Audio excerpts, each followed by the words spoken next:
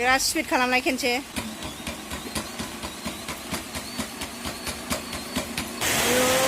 अखाया दैबाना जासिगोन जि अखानो आयु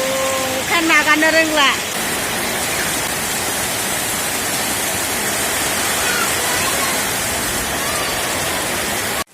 Hi guys, नै अखा हाबाबो आङो माबायदि एक्सारसाइज खालामनो नागिरदों नायदो रायजोफ्रा मजा नुखादों नै अखा हानायाव उदै सेबनायनि गेलेदों खरा खालाम wah गाव उदैखौ फेसेमथारसै आरो उदैखौ फेसेमनांगौलै उदैखौ फेसेमनांगौ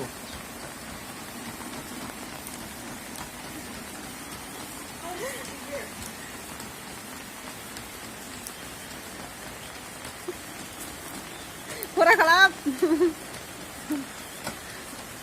गावलाय उदैखौ हामोथारसैनो अखा हानायाव नायदो मजा बेखौ गेलेनोसै बे हान्थु गोरा जानायनि आरो आथिं गोरा जानायनि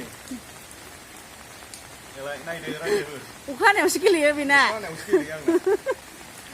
गोलोम होजोबथारनांगौ बे गेलेनानै 80 केजि अमा जानानै 80 केजि जानायसो उदै फेसेमथारनांगौ मास मोनसेबानो हामगोन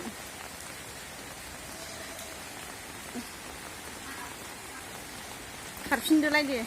दाना बेखौ फेदेरनाय उदैया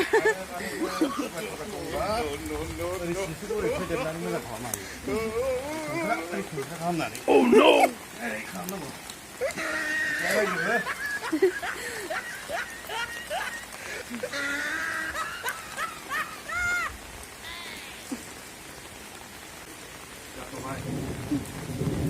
खारफिन दे खारफिनसै बोखो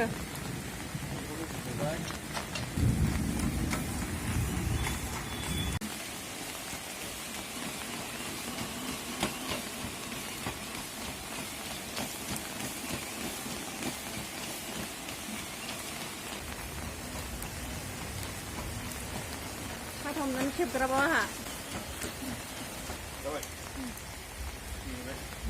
मेङो दानो खालामबाव मेंनो मोना खालामबाय था आफान थांखो एसे मोनामबाय लेवार खिथादों अफाय लेवारा लेवार खिन्थागासिनो दङ अफा आसो हासुवा बेयाव ना दिगलदों एसे बे लेवार गोरलैखौनो नै माथेगासिनो दं मोनामबाय अफाय रायलायदो नालाय सेन्देलखौ सोर बिदि जायो सोर मानसिया बिदि जायो सेन्देलखौ लेवार खिन्थागासिनो दं ओमफ्राय नै लेवारा फिसानो बाबा नङा आङो मामिसो आंखौसो बाबा होनबाय दे एसे आथिङा मोसानोसै नैलाय मामि होनबासो थागोन आं